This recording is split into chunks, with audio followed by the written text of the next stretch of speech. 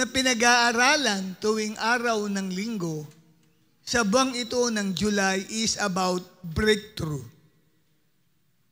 Kung nagnanais kang mabago ang kapalaran ng buhay mo, ninanais mong magbago ang takbo ng iyong buhay, ito yun yung subject matter natin about breakthrough.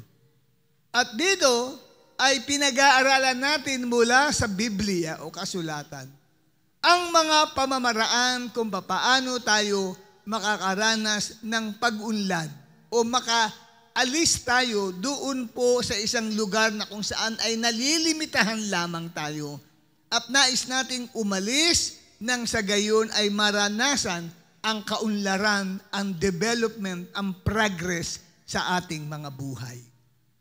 At dito po ay pinag-usapan natin nung 2 Sundays ago about the 3 enemies that hinders us upang tayo ay makaranas ng breakthrough. 3 kaaway natin, the 3 enemies of our soul. Let's review lang, sandali lang yan. Number 1 is Satan. Si Satanas ang number 1 natin kaaway.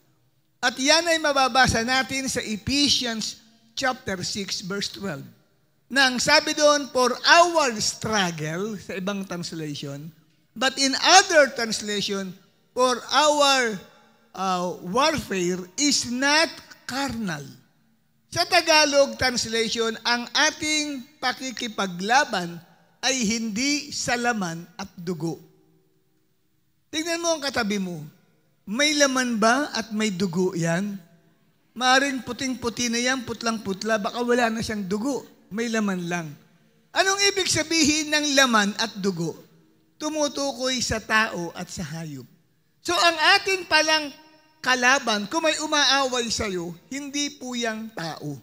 At hindi rin yan aso o sino mang wild animals. Kundi ito raw po ang tinatawag na principalities and powers. Principalities hango sa salitang prince. So, sa Greek word niya ay arkas o arche, meaning ito po ay hierarchy ng mga demonic forces. Ito po yung posisyon po yan ng mga masasamang espiritu na kung saan after Satan, meron pong nasa ilalim niyang mga general. Ang tawag ay mga demonic prince, mga prinsipe ng demonyo. Kaya nga arche o principalities prince. Sila po ang humahawak ng maraming affairs ng bansa at maging ng buhay ng tao. Si Satanas, hindi nakikita pero umaatake sa buhay ng bawat tao. Kaya kung may umaaway sa'yo, hindi tao ang kalaban mo. Kung may nagchichismis sa'yo, meron tao na laging gumagawa ng masama sa'yo at kinaiinisan mo, hindi yun tao, kundi yun ay espiritong hindi mo nakikita na nasa likuran lamang ng tao upang ikaw ay kanyang i-discourage. At ang ikalawang enemies of our soul is the evil spirit of the dark world. Ito yung masamang espiritu sa madilim na mundo. Yan po sinasabi rin ng Ephesians 6:12. Pag sinabing mundo, ito po ay hindi tumutukoy sa planetang mundo na ito. Ito'y tumutukoy po sa sistema o pamamalakad sa mundo. Sapagkat marami pong mga pamamaraan na pamamalakad na nangyayari sa buong mundo. At marami po doon ay tunay po na kinakasangkapan ang tinatawag na 8 pillars of society. Nandyan ang government, nandyan ang education, nandyan ang social media and entertainment. Kasama na ang mga print and broadcast media. So makita ho ninyo na yan ay nai-infiltrate o pinapasok ng mga masasamang espiritu na siyang lumalaganap dito sa mundong madilim. Na kung saan ay napapasok pati ang telebisyon at ang mga sinihan, pati ang mga YouTube, napapasok nila yan sa pamagitan ng mga pagpapakita at pagpapapanood ng mga bagay na hindi karapat-dapat tignan, panoorin ng mga taong bata pa lang at wala pang asawa. So, ang tawag diyan ay dark world. Ginigising nitong tatlong bagay ng mundo, ang tawag una ay the lust of the flesh. Ikalawa ay the lust of the eyes at ang ikatlo ay the pride of life. At ang ikatlo na pinag-usapan natin last 2 Sundays ago, yung pinakamatinding kalaban ng tao, yun ay ang kanyang sarili. Your greatest enemy is yourself. Why? May dalawang kadahilanan. Una, ayon sa unang Pedro 2, talatang 11, meron daw pong nakikipagdigma sa ating kaluluwa. Ito raw po ay ang ating pong kahinaan. Meron tayong tinatawag na spiritual weakness, na kung saan ay may bahagi ng buhay natin na talagang yumayakap sa kasalanan. Sa English ay sinful desire. O sa malalimang salita ay sinful nature. Ito po yung gustong-gustong gumawa ng kasalanan. Nasa loob po natin iyon. Kaya kahit ayaw mong gawin, ginagawa mo ang isang bagay kahit alam mo mali. Nagtataka ka. Sabi ni Pablo, hindi na ako ang gumagawa nito, kundi ang kasalanang tumitira sa akin. At ang ikalawa is called the stubborn will. Ito yung pagiging matigas ang ulo. Sabi mo sa katabi mo, aminin mo na, matigas talaga ulo mo. Hindi po literal, nahahawakan mong ulo mo, totoo nga matigas nga. Hindi po yun. Ibig sabihin, pinipilit mo ang kagustuhan mo. Kahit ito ay masama at ikapapahamak mo, pero nagpupumilit ka pa rin doon sa gusto mong gawin. Kaya maraming tao napapahamak at pag napahamak, sino biniblame? Ang Diyos. Parang siya ay exempted. Hindi. Binigyan ka ng Diyos ng free will. Sariling kalooban na magpasya sa buhay mo. Tandaan nyo, huwag nating i-blame sa Diyos lahat ang masamang nangyayari sa buhay natin. Hindi naman tayo ginawang robot ng Diyos. Hindi ka disusi. Hindi ka di-remote. Lahat tayo ay binigyan ng sariling pagpapasya.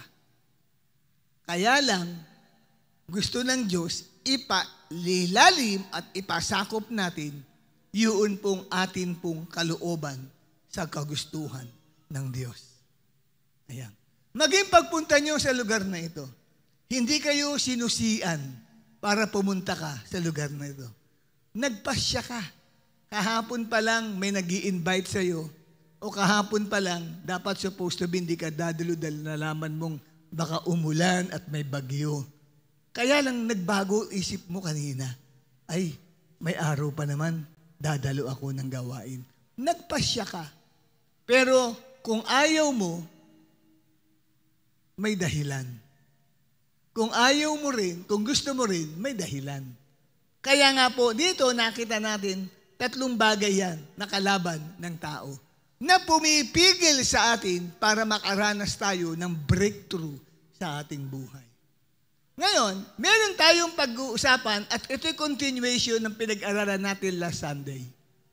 Kung paano natin matatalo o mapapanalo ang sarili natin laban dito sa 3 bagay na ito na kumakalaban sa atin. Una, sino? Huwag mong ituro ang katabi mo. Huwag mong sabihin, ito ang kalaban ko talaga. No, hindi tao ang kalaban mo. Sino ang kalaban mo? Huwag mong ituturo. Hindi siya. Si Satanas. Amen? Ikalawa, ang madilim na sanlibutan ito. Ang daming uso dito. Maraming uso sa mundo, taliwas sa kagustuhan ng Diyos. At ikatlo, sarili. Yan ang ituro mo. Ano, ikatlo mong mabigat na kalaban? sarili ko. Kaaway mo yan. Kailangan talunin mo yang sarili mo. Okay? Ngayon, paano magtatagumpay? May 7 tayong tinatawag na kagamitang pandigma laban po dito sa 3 kalaban natin. At kailangan itong 7 kagamitang pandigma ay suot-suot natin sa ating buhay upang tayo ay mag-succeed sa ating buhay. Una po ay pinag-usapan natin last Sunday lang, ang patungkol sa sinturon ng katotohanan, the belt of truth. Ang sabi ni Pablo, isuot ninyo ang sinturon ng katotohanan. Yan ay isakbit ninyo sa inyong baywang. Sabi, buckled around your waist. Yan po, kapatid, ay hindi literal. Kundi nilalarawan lang niya ang kagamitang pangdigma ng isa pong sundalo ng Panginoon. Kung isa kang mananampalataya ni Kristo, isa kang sundalo ni Lord. Kaya lang yung sundalo, hindi sundalo ngayon. Yung larawan ng pagiging sundalo ay sundalo noong nagdaang pang maraming panahon. Mahigit 2,000 to 3,000 years ago. Yan po ay katulad ng isang sundalo ng Roman soldier. Ang isang Roman soldier, sa kanila pong kagamitang pandigma, lagi po suot nila ang sinturon. May sinturon sila kasi dyan nakakabit yung kanilang espada sa sinturon. Tapos, dyan din nakakabit yung kanilang bulletproof na ang tawag ay breastplate. Bilang panangga sa dibdib nila. Kinakabit nila yung sa sinturon. Pagka maluwag ang sinturon, maluwag din po ang breastplate. At maluwag din yung lalagyan ng kanilang sword at pwede malaglag. Kaya napaka-importante po yung una natin ay belt of truth. Belt of truth muna tayo. Ba't napunta tayo sa number 2? At ano ang katotohanan patungkol dyan? Ang ating sandata ay ang mga magagandang katangian o karakter. Kasi pagka po pangit ang ugali mo, hindi mo magagawa na madaig si Satanas. Hindi po pwedeng ikaw ay magwala at lalabanan mo si Satanas. At lalabanan mo ang espiritong kumikilos sa madilim na sanlibutan at lalo na't lalabanan mo ang sarili mo. No, you cannot do it. And you cannot win the battle. But what you must do is to possess certain heavenly character. Kaya nga, importante sa isang tao, tinatanggap si Jesus Christ bilang Panginoon at tagapagligtas ng kanyang buhay. It's not enough that you believe. It's essential that you need to accept Jesus Christ to enter into your heart. Kailangan tinatanggap mo si Jesus Christ sa puso mo. Kasi pag si Jesus ay pinapasok mo sa puso mo, itong 7 magagandang karakter na ito ay makikita at mahahayag sa buhay mo. At yan, mga magagandang ugaling yan, ang ipanlalaban mo kay Satanas, ipanlalaban mo sa masamang espiritong kumikilos sa madilim na sanlibutan ito, at ipanlalaban mo laban sa iyong sarili, laban doon sa sinful nature na kumikilos sa loob ng katawan mo, na naghahanap na gumawa ng kasalanan. At ilalaban mo doon sa katigasan ng ulo mo na pinipilit mo ang sarili mo pa rin. So, ngayon kapatid, ano itong belt of truth? Doon natin pagtutuunan ng pansin yung salitang truth. Yung truth sa salitang Griego ay aletheia, meaning pagiging isang honest. Pag ikaw kapatid ay hindi honest, hindi ka mananalo kay Satanas. Pag walang honesty, sabi nga, honesty is the best policy. Pag wala kang katapatan, hindi ka honest sa anumang parte ng iyong buhay, never kang magpanalo laban kay Satanas at laban sa masamang espiritong kumikilos sa madilim ng mundong ito. At kaya kang talunin ng sarili mo. Pagka may dishonesty sa karakter mo. Kaya napaka-importante po na maging totoo ka. Iwasan po natin ang magsinungaling. Iwasan natin ang mag-exaggerate. Na pag nakakita ka sa bahay ng butiki at mamaya ibilit mo, Nay, nakakita ako ng buhaya. Butiki lang pala yung nakita, buhaya na para sa kanya. Nakakita ng bulate doon sa CR, at nang ibalita niya na sa kapitbahay, ang nakita niya ay ahas. Yung bang ina-exaggerate ang isang kwento? Nakuha niyo? Yan po ay is a form of lying. At ang sabi ng Bible, alisin natin ang pagsisinungaling na yan. At huwag tayong magbibigay daan kay Satan. Kasi pag tayo nagsalita ng mga walang katapatan, si Satanas ay nakakapasok sa buhay natin. At tayo, kapatid, ay lulumpuhin ni Satanas. Wawasakin niya ang buhay natin. Hindi tayo makakaalis sa kasalukuyang kalagayan natin sa buhay. Bakit? Dahil hindi natin mapagtagumpayan si Satan. Dahil nga sa tayo ay nasa ilalim ng kanyang kapamahalaan. Bakit?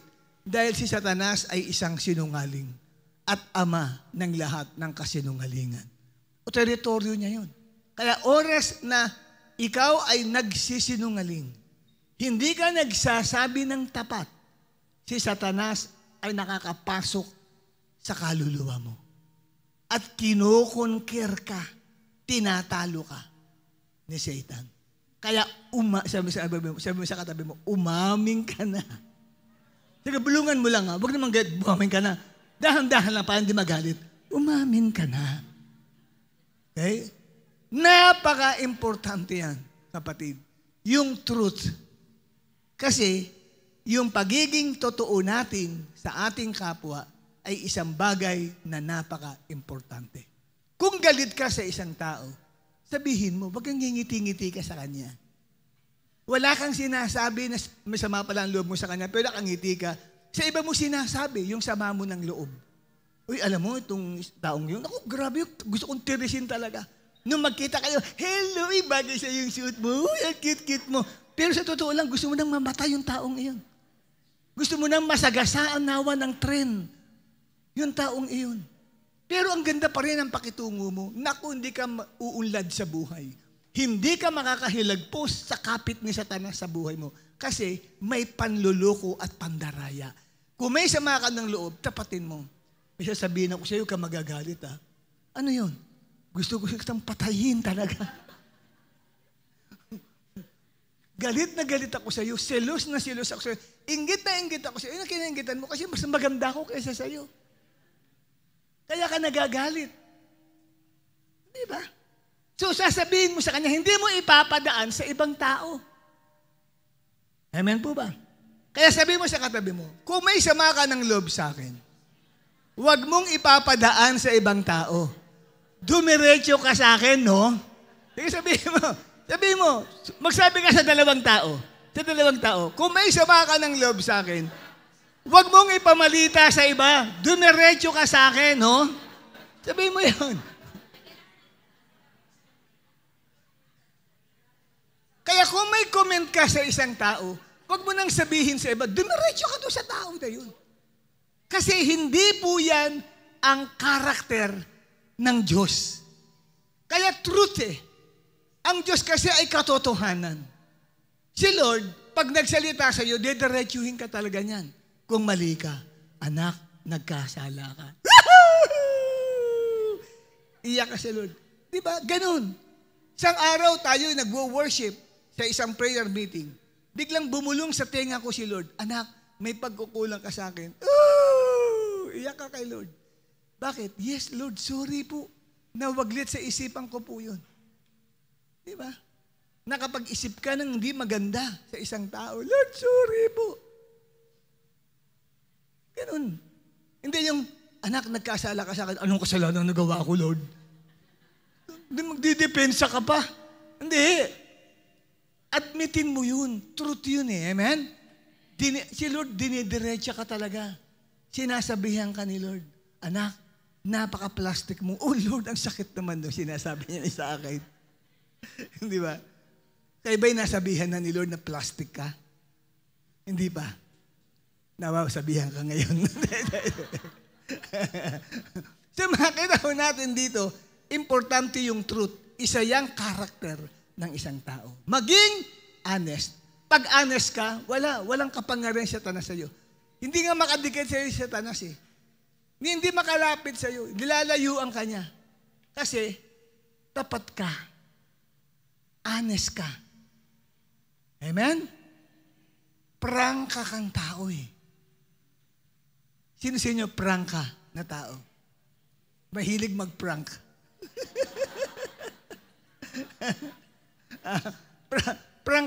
Prangka kang tao. Di ba? Ayaw mo nung talagang kung na-offend ako, sabihin mo, alam mo, huwag kang magagalit na, nakaka-offend ka. Bakit? Kasi ayoko yung ganyang, ingay mo masyado. O sige, natahimik na ako. Sasabi mo. Hindi yung nakikitawa ka, mamaya gusto mo nang sakalin ng tao. Ang daldal naman nito. Tapos, ba't ka may iwas sa akin? Wala, puro kasi wala. Yung palang sama ng loob mo sa kanya, sabihin mo na. Kalabitin mo katabi mo, sabihin mo na. Sabihin mo na kasi. Amen? Magsabi ka ng totoo. Matatalo mo si Satanas.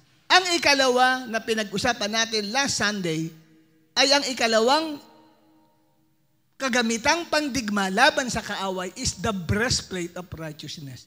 Yung breastplate, ito po yung yari yan sa tanso o bakal na nilalagay po sa bahagi ng tiyan hanggang dito po sa balikat.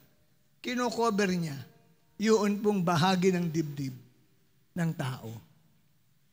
Yan po ay ang tawag dyan sa ngayon, hindi breastplate, kundi bulletproof na sinusuot ng mga dignitaries, ng presidente natin. Nakabarong yan, pero naka-bulletproof yan. Kasi baka mamaya ay barilin. Kaya alam nila si Donald Trump, hindi binaril sa dibdib. Binaril sa parting ulo, kaya lang, haging siguro nung nag-i-speak, gumanon. Eksakto sana, ito tatamaan, kaya lang gumalaw siguro. Gumanon kaya nahagip yung tenga. Kaya dugo. Pero kung tinira siya sa dibdib, wala kasi naka-bulletproof yun. Yun ang tawag ay breastplate. Pero anong larawan nitong pong depensa natin sa dibdib? Yan ay dapat isinusuot natin ang ganyang uri ng karakter. Ano yun? Righteousness. Ito po yung pagiging matuwid. Pagiging matuwid sa harapan ng Diyos. Ito yung taong umiiwas na magkaroon siya ng sama ng loob sa kanino man. Kasi sa Hebrews 12:14, yung holiness pala, ang kahulugan nito ay hindi po ikaw ay walang nagagawang kasalanan. Hindi yun ang kahulugan ng holy o holiness. Ang holiness, ang sabi rito, kayo'y magpakabanal, sabagat kung walang kabanalan, walang makakakita sa Diyos. Kaya magkaroon kayo ng kapayapaan sa isa't isa. Pag inugnay mo yung talatang Hebrews 12:14, patungkol sa holiness at magkaroon kayo ng kapayapaan sa isa't isa. Kasi huwag kayo mag-aaway. So, yung holiness pala, hindi ka nagtatago ng hinanakit, sama ng loob, galit, puot sa puso mo. Kasi kaya pala meron tayo ritong nilalagay ni Lord na tinatawag na baluti ng katuwiran. Pansalag yun sa mga atake ng kaaway sa atin na nilalagyan tayo, tinitira tayo ng pana ng sama ng loob. Pana ng hinanakit, pana ng galit, pana ng paghihiganti. Tinutudla. Kaya lang hindi siya makapasok sa puso natin kasi merong nakadepensa na breastplate na yari sa ginto o yari sa tanso o yari po sa bakal. Kaya yan po kapatid ay napakahalagang bagay sa buhay natin para hindi tayo na biktima ni Satanas. Kaya sa emotion tinitira ang isa pong mananampalataya. Emotional, sa emotion. Titirahin ka ng kaaway sa emotion. Importante na tayo ay magkaroon ng malawak na kaisipan. Pag sinabing breastplate of righteousness, ano ang iyong sandata? Laban sa tinutudla na sama ng loob. Pagpapatawad. Pagka ikaw ay willing magpatawad parati, si Satanas ay walang power over you. Hindi siya makakapasok sa kaluluwa mo. Hindi niya makukuha ang kaluluwa mo. Hindi niya makokontrol ang buhay mo pag lagi kang mayroong pagpapatawad na ginagawa. Kaya kalabitin ang katabi, sabihin mo, magpatawad ka na. Kadalasan, ang hirap patawarin. Alam niyo kung anong mahirap patawarin? Ang sarili. Kasi sarili ang sinisisi. Ikaw na naman. Kasi ako ganyan eh. Tapos iuuntog ang ulo sa pader. Sinusuntok ang mukha. Sinasaktan ang sarili. Bakit? Dahil galit na galit sa sarili. Hindi niya mapatawad ang sarili niya. Ikaw na naman, tigas kasi ng ulo mo. Kung ako lang, ganyan, sinisisi ang sarili. Kaya yung mga taong nagpapakamatay, kadalasan, ang sinisisi, sarili nila. Gusto na nilang patayin ang buhay nila. Sarili. Kailangan matuto kang magpatawad. Amen po ba? Sa taong gumawa ng masama sa iyo. Kaya si Jesus ay nagpatawad. Kailangan malawak ang iyong kaisipan. Ikatlo na atin pong napag-aralan last Sunday, patungkol ito sa mga kagamitan natin pangdigma, ay ang suot natin ang sandalyas o ang shoes bilang paghahanda sa pagbabahagi ng mabuting balita. Yung shoes naman na yan, importante yan sa isang sundalo. Dahil hindi siya po pwedeng lumaban sa pakikipagdigma kung hindi niya suot yung shoes. Sapagkat mahirap kung ang lupang kanilang tatapakan ay matitinik. Matitinik na lupa, masusugatan ang paa at o kaya ay madulas, mabababagsak yun pong isang sundalo. At yung sandalyas ng panahong yun, may mga spike po yun. Kumakapit po talaga sa ground yun. Hindi ho yun flat lang na pwede kang mag-slide, kundi may spike siya, parang runner. Sa mga mananakbo, meron silang sinusuot na shoes na pangkarera. May spike, may matatalim na bahagi doon sa ilalim ng shoes niyan na talagang bumabaon doon sa mga putikan o sa mga madudulas na mga lupa para yung pagkakatayo, matibay talaga. Kung siya ay matulak, hindi siya basta-basta babagsak kasi yung kanyang paa ay pitted doon sa tinutuntungan niyang lupa. So, prepared na prepared. Ito ay tinatawag na preparedness. So, ano ikatlong katangian para tayo magtagumpay? Ang katangian ay kinakailangan lagi kang handa na ibahagi mo si Jesus Christ sa ibang tao. Ang pagiging soul winner o pagiging palasyer kay Jesus Christ ay isang armas natin laban kay Satan. Bakit hindi magtatagumpay si Satanas sa isang taong palasyer? Dahil pinangako ng Panginoon, ang sabi niya, go and make disciples of all nations, baptizing them in the name of the Father and of the Son and of the Holy Spirit. Anong verse 20? And lo, I am with you always, even to the very end of the age. At ako'y sasama sa inyo parati hanggang sa katapusan ng sanglibutan. So kasama mo ang Diyos. Paano ka maatake ni Satanas? Lagi mong kasama si Jesus. Sa kasasamahan, pag ikaw ay nag-testify, nag-i-invite ka ng mga tao para kay Lord. Nagbabahagi ka ng mabuting balita ng kaligtasan patungkol kay Jesus Christ. Yun po ang ibig sabihin ng kahandaan ng isang mananampalataya. Ikaw ay ready mag-evangelize, ready mag-soul winning. Ibig sabihin, you are ready to fight the devil. Yun ang ikatlong karakter. Ano yung karakter? Soul winner. Siya ay nagdadala ng mga tao kay Jesus. Nag-i-invite. Sino mga may invited dito na mga first time ngayon? Tumayo nga siya. Siya na may mga invited dyan. Kung may invited ka ngayon sa gawain, hindi ka kayang lapitan ni Satanas. Ikaw, hindi ka kayang lapitan ni Satanas kasi pangako ni Jesus Christ, sasamahan kita. Amen? Pangako ni Lord, I am with you always. Kailan ka daw sasamahan? Always. laging nasa iyo kasi nag-share ka patungkol kay Jesus. Gusto niyo maramdaman ang presensya ni Jesus? Mag-share ka sa ibang tao. Mararamdaman mo yung kalapitan ni Lord. Kung feeling mo parang iniwan na ako ni Lord, di ko siya maramdaman, di ko siya madama. O di mag-share ka, madadama mo. Habang nag-share ka, naramdaman mo, nangingilabot ka, para lumakas ka. Kasi pangako ni Jesus yun, sasamahan kita hanggang sa katapusan ng sanlibutan. Pangako ni Lord yun. Kaya ang mga taong involved sa soul winning, bihirang yang nanlalamig at nanghihina sa pananampalataya. Bihira yan sa tinatamad ng magbasa ng Bible, tinatamad ng umaten ng Sunday worship. Hindi tatama rin yan kasi feeling niya si Lord nasa kanya. Ang sarap mag-share. Di ba? Ang sarap na magagamit tayo ng Panginoon sa mga tao.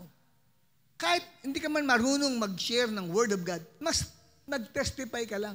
Ano ang ginagawa ni Jesus sa buhay mo? Ikwento mo doon sa kanila. Ano naranasan mo nang makilala mo si Jesus Christ sa buhay mo? Ano ang na-experience mong pagbabago ng buhay mo? I-share mo sa kanila.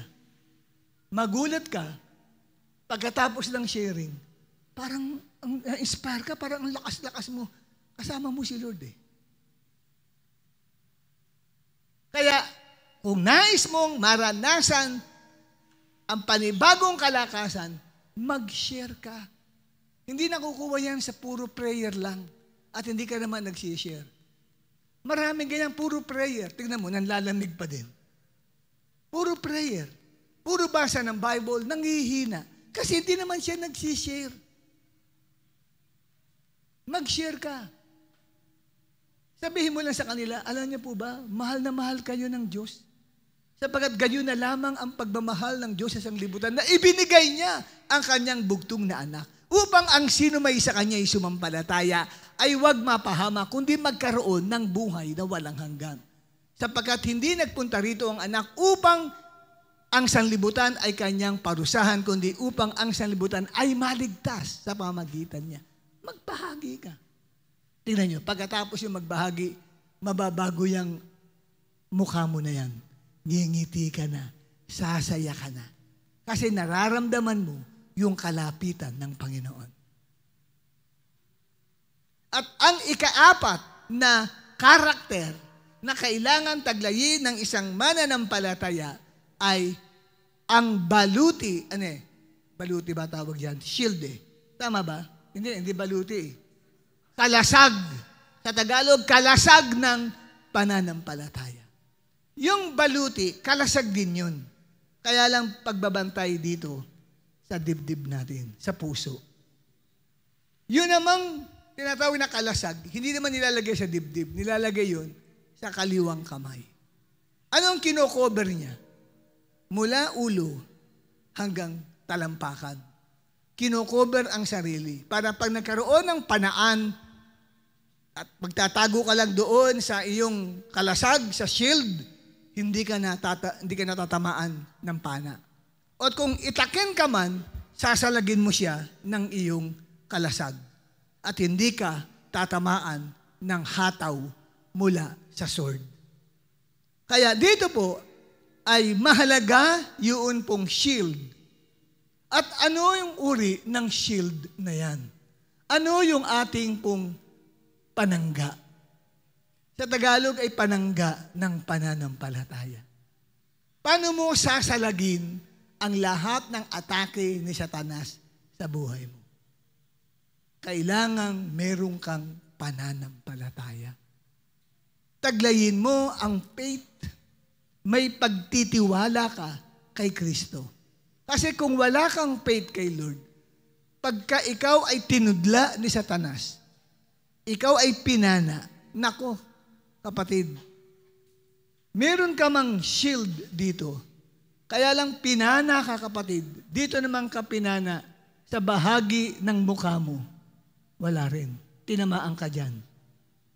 Sa mukha. O kaya pinana ka sa bahaging ito ng binti. Nako, madadali ka. Sapagkat wala kang panangga laban sa mga attack ng kaaway. Sapagkat ang shield ay protection natin sa whole body from head to foot. Kaya sabi ng 1 Peter chapter 5 verse 8 to 9, be alert and sober mind. Your enemy, the devil, prowls around like a roaring lion. At ang sabi, kapatid, looking for someone to devour. Resist him, standing firm in the faith. So ano yung panlalaban mo kay Satanas? Pananampalataya. Yung pagtitiwala mo sa Diyos. Pag mahina ang faith mo, hindi ka makakaalis dyan sa kalagayan mong yan. Mananatili ka pa rin na nadyang, hindi nagbabago ang kalagayan mo sa buhay. Hirap na hirap ka pa din, lalo na ang kalagayan mong espiritual. Mahihirapan ka pag mahina ang iyong pananampalataya. Pwedeng meron kang ang shield, meron kang kalasag, kaya lang ang nipis ng kalasag mo. Kaya pag pinana ka, bumabaon yung pana doon sa kalasag, nakadikit sa katawan mo, naku, tinamaan ka rin. Bakit manipis yung kalasag? Ibig sabihin may faith ka, kaya lang mahina ang faith mo. Paano sabihin ng mahina ang faith? Pag nagwo-worry ka. Pag ine-entertain mo na nagkakaroon ka, anong Tagalog ang worry? Pag-aalala, nababalisa ka, yung anxiety, para ka natatakot, mahina ang iyong pananampalataya. At pag nag-aalangan ka, baka hindi mangyari ito. Huwag na lang. Mahina ang iyong pananampalataya. Kung lalabas ako ng bahay at umuulan, naku, baka magkasipon ako, hindi na ako dadalo. Di ba? May ganun. Mahina ang iyong pananampalataya. Alam mo, kapatid, na paglalabas ka ng bahay at ikaw, kapatid, ay magtatrabaho, puro negative ang nasa isip mo. Naku, baka mamaya masagasaan ka ng pison, masagasaan ka ng sasakyan, huwag lang akong lalabas. Hindi, wala ka ma-accomplish sa buhay. Kasi puro negative ang nasa isip eh. Mahina ang pananampalataya. Amen? Kung meron kang dadalawing tao, naku, akong pumunta doon, baka ma-rape ako doon. Hindi mo nga magagawa na dumalaw sa isang tao, sa isang kaibigan mo para mag-share ka sa kanya. Kasi mahina ang faith mo. Lagi nasa isip mo, baka ma-rape, baka may mangyaring hindi maganda sa akin. Ano mangyayari sa iyo? Magkukulong ka na lang sa kwarto. Kasi ang liit ng pananampalataya, ang taong maliit ang pananampalataya, laging negative ang nasa isipan niya. Ang feeling niya, hindi siya magtatagumpay at hindi niya kaya ang isang bagay. Ngunit ang taong may pananampalataya, alam niya, kasama niya ang Diyos at may gagawin siyang bagay na napaka-importante para ang Diyos ay maluwalhati sa kanyang buhay. Yan po, napakalagang bagay yan. Kailangan natin may faith. At ang gusto-gusto ni Satanas, yung ikaw ay laging natatakot. Katulad ni Job. Si Job, ang sabi, ang buhay niya isang matuwid. Matuwid siya eh. Hindi nakakagawa ng kasalanan si Job. Kaya binless ni Lord siya, pati ang kanyang mga anak, pati pamilya niya. Ngayon, isang araw, si Satanas, nakipag-usap sa Diyos. Ang sabi, kaya naman binibless mo yan si Job eh. Dahil binibless mo ang buhay niya, kaya naglilingkod sa iyo yan. Subukan mong tanggalin mo lahat ng mga blessing na yan sa buhay niya. Sabi ni Satanas, bakit nagkaroon ng puwang si Satan na atakihin si Job sa harapan ng Diyos? Sa Job 3:25, nariyan ang susi. Si Job pala ay mayroong maliit na pananampalataya. Bakit? Kasi ang sabi ni Job, lahat ng kinatatakutan niya sa buhay ay nangyari sa kanya. Kung ano ang kinatatakutan mo, pwedeng mangyari sa iyo. Dahil yan ay kawalan ng pagtitiwala sa Diyos. Tanungin mo ang iyong,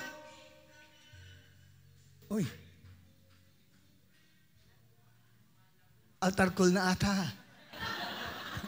Kada ko, altar call na eh. So, tanungin mo ngayong katabi, sabihin mo sa kanya, ano ang kinatatakutan mong mangyari sa buhay mo?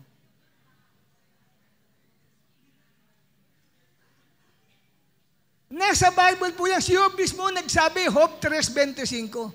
Pagkatapos ng lahat ng nangyaring sakuna, trahedya sa kanyang buhay, nasabi niya, lahat ng kinatatakutan ko ay nangyari sa buhay ko. So bakit nangyari yun? Kasi in-entertain niya yung worry, yung anxiety, yung fear, yun dahil kawalan ng pagtitiwala sa Diyos.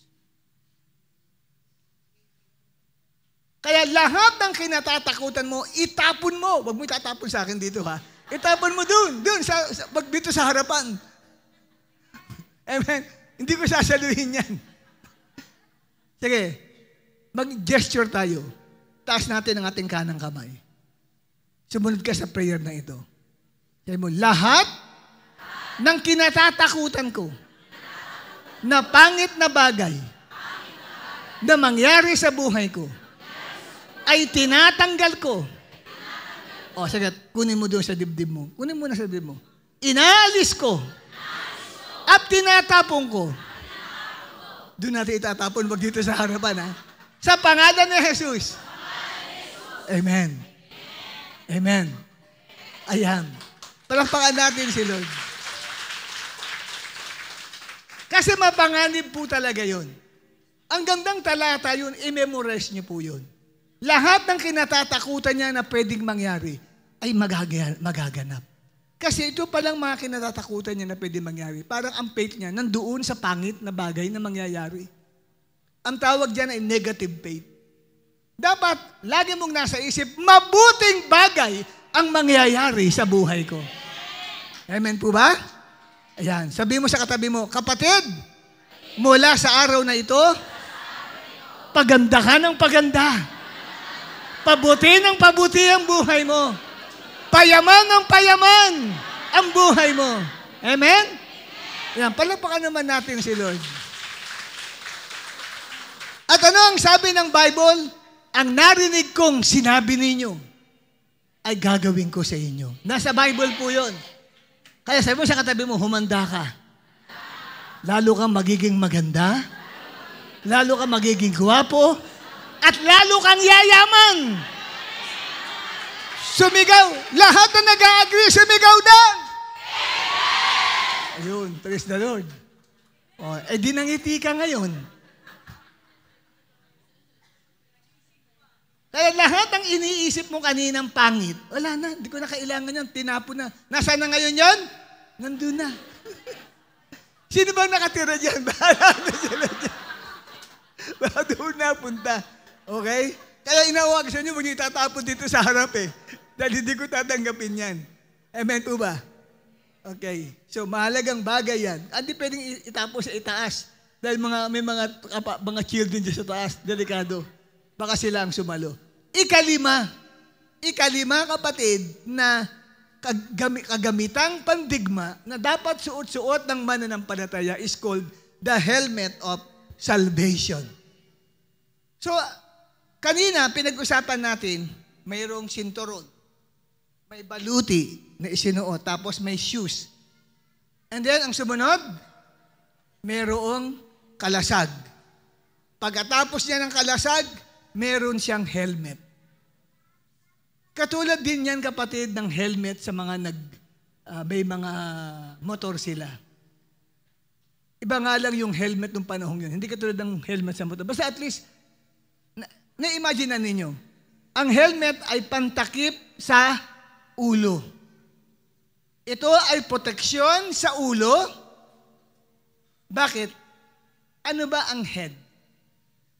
Saan nakatira ang utak? Sa paa ba? Sa ulo. So, pinoproteksyonan yung utak.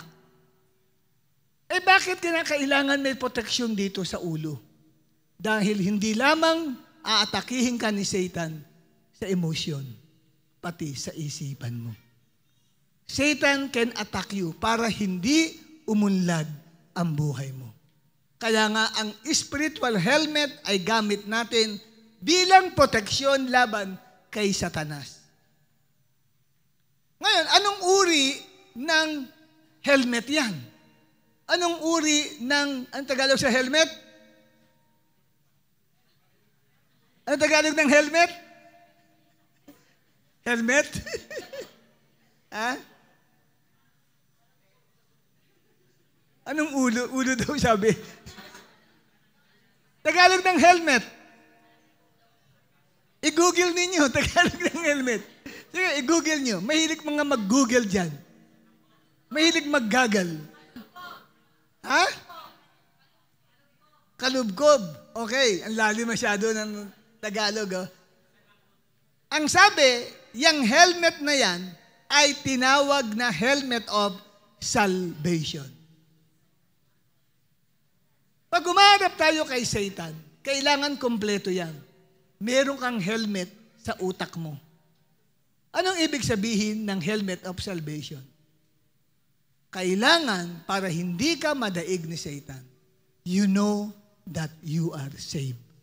Kailangan alam mo na ikaw ay ligtas. Sa isip mo, ikaw ay ligtas. Kasi, ang ipanlalaban natin kay Satanas is from the position of knowing who you are. Sino ka sa harapan ng Diyos? Kasi, kung gusto mong umunlad ang buhay mo, gusto mong makalaya ka sa lahat ng pagkakagapos ni Satanas, matalo mo si Satan, mahalagang bagay, kilala mo sino ka sa harapan ng Diyos. Kailangan malaman mo na ikaw ay taong iniligtas ng Diyos sa biyaya sa pamagitan ng pananampalataya. Ikaw ay anak ng Diyos. Ipanlalaban mo yan. Bakit kinakailangang umunlad ang buhay mo? Dahil ikaw ay anak ng Diyos. Hindi ka anak ni Satanas. Anak ka ng Diyos. Kung anak ka ng Diyos, sino bang tatay mo? Ang Diyos. Ano ba ang Diyos? Ang Diyos ang may-ari ng lahat. Psalm 24 verse 1, the earth is the Lord's and everything in it. Ang buong mundo ay pagmamay-ari ng Panginoong Diyos at ang lahat ng narito.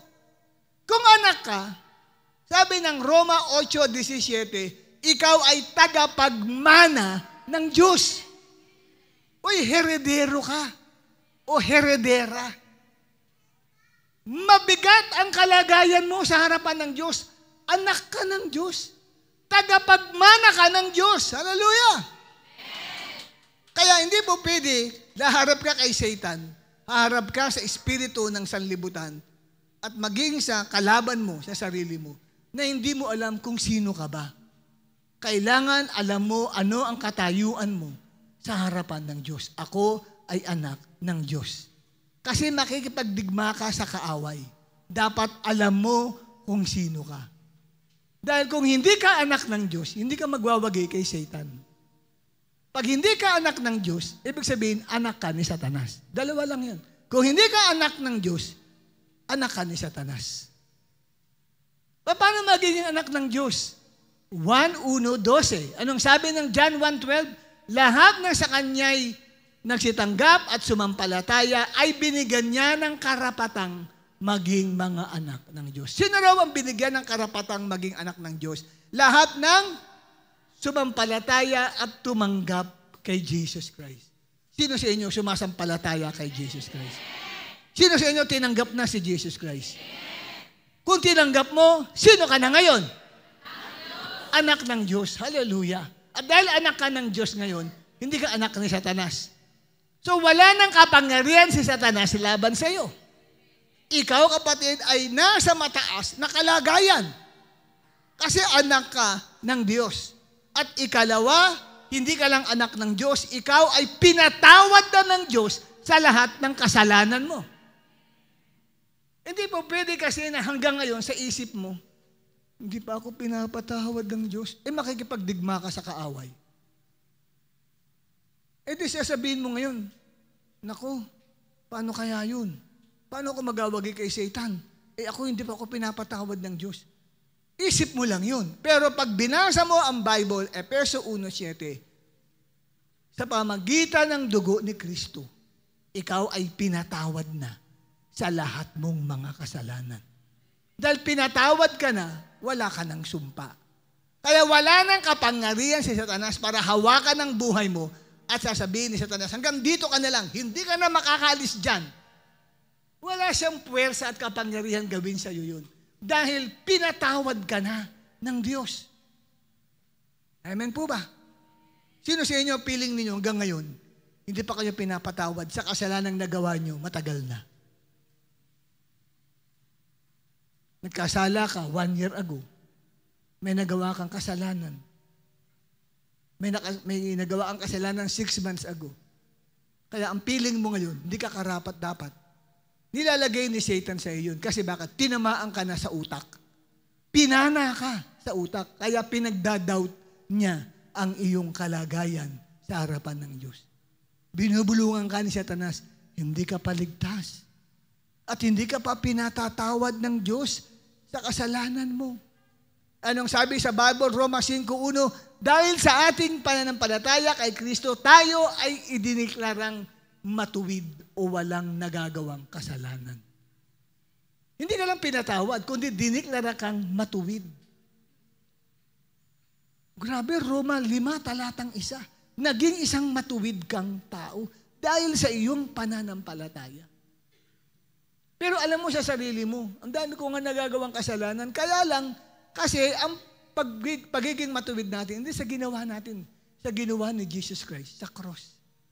Siya yung umako ng kasalanan mo. At ngayon, kapatid, makakalaban mo si Satan, ikaw, kapatid, ngayon ay may kapangyarihan laban kay Satanas.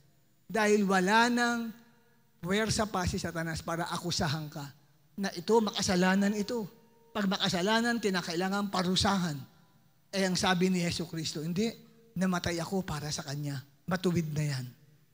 Nagkakaroon ng debate sa Court of Heaven. Ito ang Father na nakatayo sa luklukan, narito sa kanan si Jesus Christ, narito naman sa kaliwa si Satanas. Sabi ni Satanas kay Father, Father, di ba, pagka nagkakasala, ay pinaparusahan for the wages of sin is death. Ang sabi ni Jesus Christ, tama yun, pero I died for the sin of this man. And I have forgiven him. At hindi lamang forgiven, kundi diniklara kong siya ay righteous. Amen po ba? Because of my blood. Si Satanas hindi na makakibo. Ito ba? Tindihan niyo, kapatid? Kaya sa court of heaven, nandoon si Jesus Christ at sinasabi sa iyo, anak, tingin mo sa sarili mo marumi ka, tingin mo sa sarili mo makasalanan ka, hindi ka karapat dapat sa harapan ng Diyos. Tingin mo sa sarili mo sa impyerno ka pupunta. Yan lang ang tingin mo sa sarili mo dahil natamaan ka ng pana ni Satanas. Tinira ka sa utak, kaya ang utak mo baligtad. Pero si Jesus Christ ay nilalagyan ka ngayon ng helmet. Amen? Bilang pantakip doon sa mga atake ni Satanas para ipaalam sa isipan mo, anak ka na ng Diyos. Nang sumampalataya ka, pinatawad ka na, matuwid ka na, at pag namatay ka, ikaw ay papasok sa langit. At another thing pa, nakalagayan mo sa harapan ng Diyos, ikaw ang ulo at hindi buntot. Sino sa inyo mukhang buntot? Sabi ng Bible, you are the head and not the tail. Anong ibig sabihin nyo na you are the head and not the tail? Kung meron lang unang-unang uunlad ang buhay, ikaw yun. Ikaw ang una, kaya nga ikaw ang head eh. Head una, ang buntot nasa huli, di ba? Amen po ba? Kaya laging huli ang buhay. Laging huli ang pag-unlad. Laging nasa kulelat. Pero gusto ng Diyos, lagi kang nasa unahan. Amen, kapatid? Gusto ng Diyos maging maganda ang iyong buhay. Kaya lang ang gawain ni Satanas ay akusahan ka, kapatid. Ikaw ay sabihan ng kung anong-anong bagay na hindi maganda. Sinasabihan ka na ikaw, kapatid, ay walang kinabukasan, walang mangyayari sa buhay mo, at pinagdadoubt ka ni Satanas. Pero ngayon, kapatid, alam mo sa sarili mo kung sino ka. Ikaw ay anak ng Diyos, at dahil anak ng Diyos, pinatawad sa kasalanan, ikaw ay matuwid, ikaw ay papasok sa langit, ikaw ay ulo at hindi buntot. Amen. Kaya ipahayag mo sa iyong katabi. Kumuha ka ng isang partner. tumayo kayo. Kuha ka, pumili ka ng iyong partner. Sige, hawakan mo siya at lumabas kayo dyan sa kinaupuan nyo.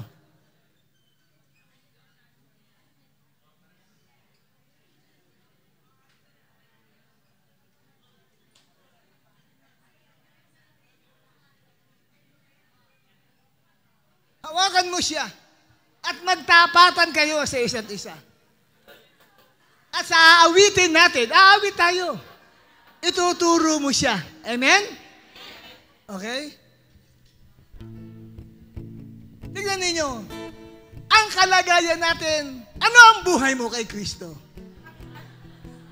Sabi mo sa katabi mo, ano ang buhay mo kay Kristo? Sabi mo sa kanya, may sasabihin ako sa iyo. Okay? Kung ano ang buhay mo kay Kristo.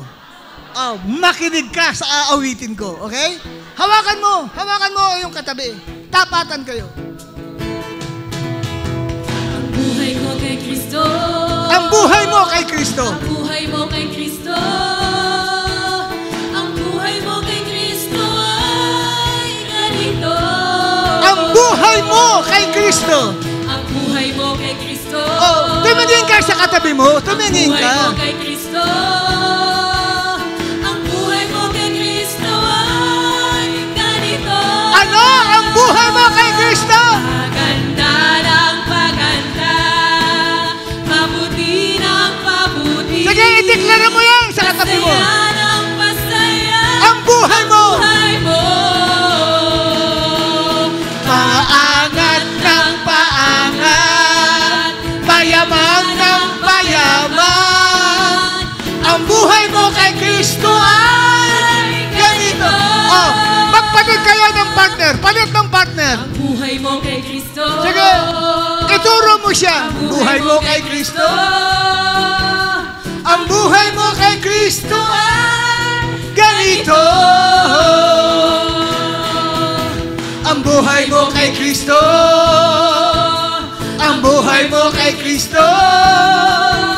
Ang buhay mo kay Kristo ay ganito. Ready! Paganda ng paganda, pabuti ng pabuti, pasaya ng pasaya, ang buhay ko. Pangat ng pangat, Paangat ng paangat, payaman ng payaman. payaman ng payaman. Ang buhay mo kay Kristo. Buhay mo kay Kristo ay ganito. Kumuha ka ng panibagong partner. Ang buhay mo kay Kristo. Sige, magdeklara tayo sa Ang buhay Kanya. mo kay Kristo. Ang buhay mo kay Kristo ay ganito. Hallelujah! Ang buhay mo kay Kristo. Ang buhay mo kay Kristo. Ang buhay mo kay Kristo ay ganito. Ready! Paganda ng paganda, pabuti ng pabuti, pasaya ng pasaya, ang buhay mo. Buhay mo. Paangat ng paangat, payaman ng payaman, ang buhay mo kay Kristo. Kay Kristo ay ganito. Humanap ka pa ng ibang partner mo. Sige, exchange Ang buhay mo partner. kay Kristo. Ang buhay mo kay Kristo. Ang buhay mo kay Kristo ay Ganito. Sige, pagdeklara ka by Ang faith. buhay mo kay Kristo. Ang buhay mo kay Kristo. Ang buhay mo kay Kristo ay ganito. Yes, paganda ng paganda. Paganda ng paganda, mabuti ng mabuti, pasaya ng pasaya, ang buhay mo. Amen. Paangat ng paangat,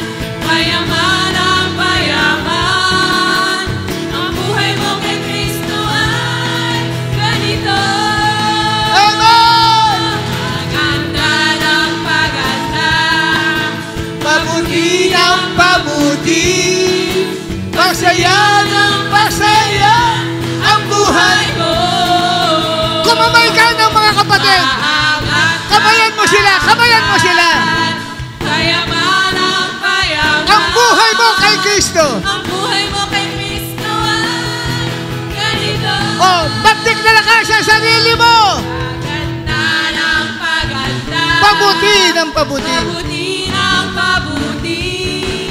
Masaya ng masaya ang buhay ko. Paangat ng paangat, payaman ng payaman, ang buhay ko kay Kristo. Ganito. Mga kababaihan lang ang umawit. Paganda ng paganda. Yeah. Pabuti ng Sige, magdeklara ka ng mabuting bagay sa buhay. ng pasaya. Ang buhay ko. Paangat ng Paangat, payaman ng payaman, ang buhay ko kay Kristo. ganito. Ano ang buhay mo kay Kristo? Yeah. Woo! Pabuti ng pabuti. Pasaya ng pasaya. Ang buhay ko. Paangat Ng paangat, payaman ng payaman. ang buhay ko kay Kristo ay ganito. Oh, lahat ng mga kalalakihan, dito lahat kayo. Lahat ng lalaki rito at humarap sa tayo. Lahat ng lalaki. Sige, lahat ng lalaki. Dito, dito. Haharap tayo sa kanilang lahat. Okay? Magdideklara tayo. Alam niyo po, sabi ng Book of Numbers chapter 14, pinapakinggan ng Diyos ang mga sinasabi ng mga Israelites. Mamaya biglang si Lord na nagsalita, ang narinig kong sinasabi ninyo ay gagawin ko sa inyo. Amen? Kaya yung declaration natin na yan, wala nang kapangyarihan si Satanas. Ito na ang simula, gaganda, yayaman ang buhay mo. Paangat ng paangat ang buhay mo. Ito ay special number ng mga kalalakihan. Amen? At bawat isa ay aawit. Amen? Na ang buhay ko kay Kristo. Yung paganda ng paganda, papugi ng papugi ang gagamitin natin. Okay? Sa halip na paganda ng paganda, papugi ng papugi. Amen? Okay? Sige, ready? Ang buhay ko kay Kristo. Oh. Ang buhay ko kay Kristo. Ang buhay ko kay Kristo. Ang buhay ko kay Kristo ay ganito. Ang buhay ko kay Kristo. Ang buhay ko kay Kristo. Ang buhay ko kay Kristo ay ganito. Ano ang buhay? Papugi ng papugi, pabuti ng pabuti, payaman ng pasaya ang buhay ko. Ready? Paangat ng paangat, payaman ng payaman, ang buhay ko kay Kristo ay ganito. papugi ng papugi. Papugi ng papugi. Pabuti ng pabuti. Pasaya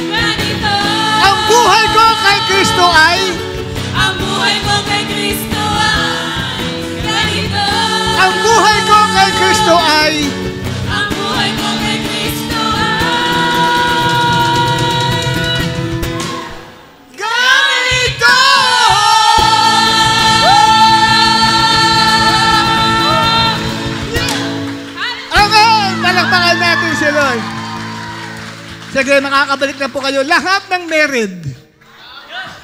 Lahat ng may asawa. Amen? At lahat ng may anak.